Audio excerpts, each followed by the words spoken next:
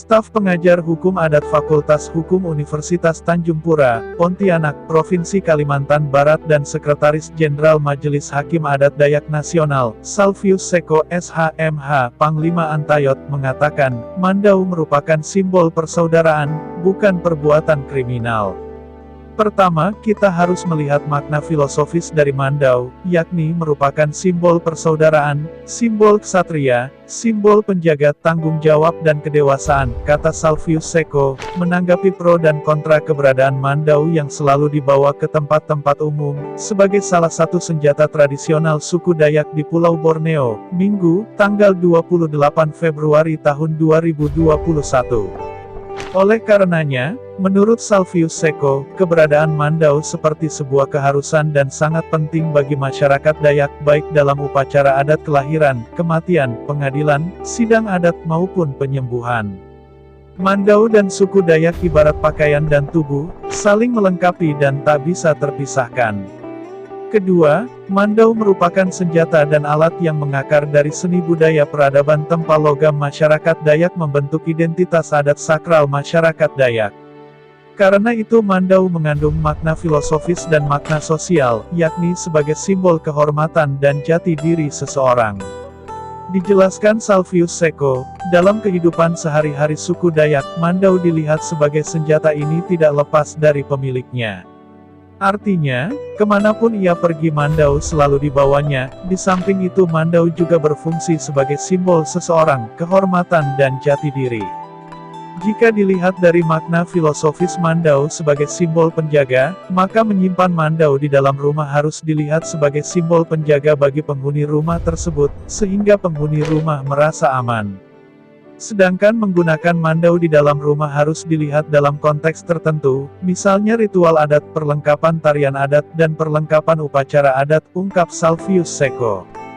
Dengan demikian, menyimpan dan menggunakan Mandau dapat dibenarkan secara adat sepanjang bermakna simbolik sebagai penjaga dan digunakan untuk keperluan tertentu yang terkait dengan ritual adat dan upacara adat serta kelengkapan adat, ungkap Salvius Seko. Oleh karenanya, lanjut Salvius Seko, seseorang yang menyimpan Mandau dan menggunakannya dalam konteks tersebut tidak dapat dikualifikasi melanggar ketentuan pasal 2 ayat 1 UU Darurat Nomor 12 Tahun 1951. Sekretaris Jenderal Dayak International Organization, Dr. Julius Yohanes, MC, mengatakan, keberadaan Mandau harus dilihat dari sudut pandang kebudayaan Dayak dari dalam secara jujur dan bermartabat. Diungkapkan Julius Yohanes, jika Mandau dilihat dari sudut pandang kebudayaan luar, dan sama sekali tidak mau menyelami fungsi Mandau di dalam religi Dayak yang lahir dari kebudayaan suku Dayak, maka bisa saja kemudian hari diklaim melanggar hukum. Mandau itu sebagai salah satu sarana pendukung di dalam religi Dayak. Salah satunya bisa dilihat di dalam agama Kaharingan di Provinsi Kalimantan Tengah, jelas Mandau bagian dari penyertaan setiap kali digelar religi di dalam agama Kaharingan, ujar Julius Yohanes. Dijelaskan Julius Yohanes, Mandau harus dilihat dari sudut pandang kebudayaan Asia yang dalam takaran tertentu, memiliki kesamaan irisan. Antara kebudayaan Jepang dan kebudayaan Dayak, sama-sama berada di wilayah benua Asia Timur, ada kesamaan irisan.